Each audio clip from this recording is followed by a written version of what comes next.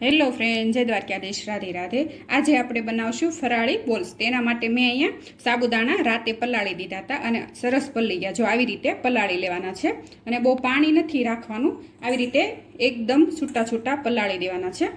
અને પાણી હોય તો તમે નિતારી પણ શકો છો।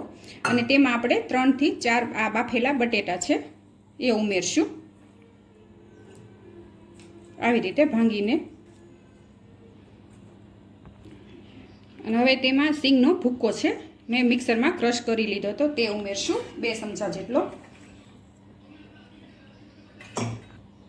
અને 2 થી 3 ચમચી તલ ઉમેરશું, તલનો સ્વાદ સરસ આવે।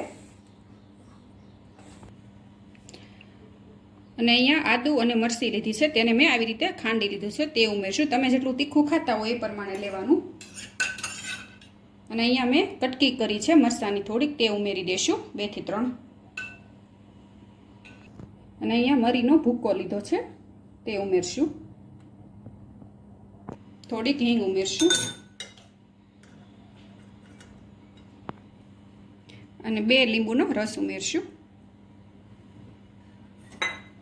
અને ગળપણ માટે ખાંડ ઉમેરશું।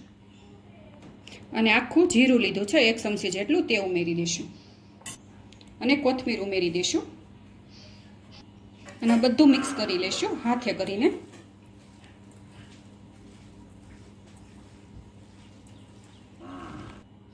અને થોડુંક આપણે ફરાળી મીઠું ઉમેરી દઈશું। મીઠું છેલ્લે ઉમેરવાનું, એટલે પાણી ન થાય, એટલે આપણા બોલ્સ સરસ બને।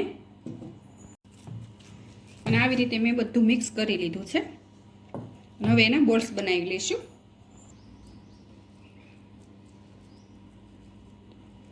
આવી રીતે બધા બોલ્સ તૈયાર કરી લઈશું। અને આવી રીતે બધા બોલ્સ મેં તૈયાર કરી લીધા છે। અહીંયા મેં અપ્પે પેન પણ ગરમ કરવા મૂકી દીધું છે। હવે થોડું થોડું બધામાં તેલ ઉમેરી દઈશું। અને આજે તો 11 છે, એટલે આપણે ફરાળ તો કરવાના જ હોય, પણ એકવાર તમે આવી રીતે બોલ્સ બનાવજો, ફરાળી બહુ સરસ બનશે।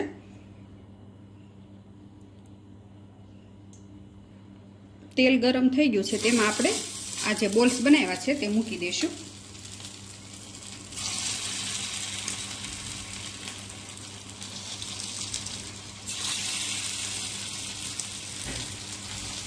અને હવે ધીમા ગેસે એને સડવા દઈશું, થોડીક વાર ઢાંકીને।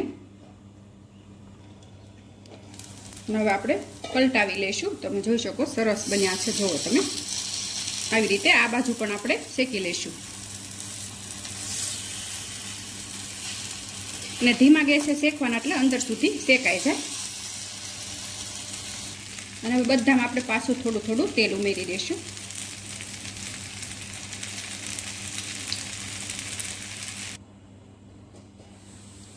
જો તમે આપણા બોલ્સ સડી ગયા છે, અને વચ્ચેના છે એ જલ્દી સડી જાય, કારણ કે વચ્ચે ગેસનો તાપ વધારે લાગે, આપણે તે પહેલાં કાઢી લઈશું। અને આને આપણે થોડીક વાર માટે વચ્ચે જવા દઈશું, એટલે એક સરખા ફટાફટ સડી જાય।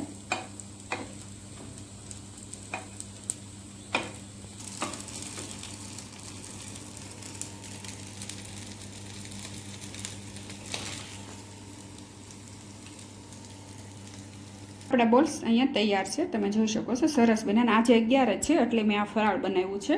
અને તમે પણ ગમે એ વ્રત હોય તો તમે બનાવી શકો, અને એકવાર આવા બનાવજો, બહુ સરસ બનશે। જો ઉપરથી એકદમ ક્રિસ્પી અને અંદરથી સોફ્ટ। અને આને તમે ફરાળી ચટણી પણ બનાવીને એની સાથે ખાઈ શકો, તો એ પણ સરસ લાગે। અને મારી આ રેસીપી તમને ગમી હોય તો લાઈક કરજો, શેર કરજો અને સબસ્ક્રાઈબ કરજો।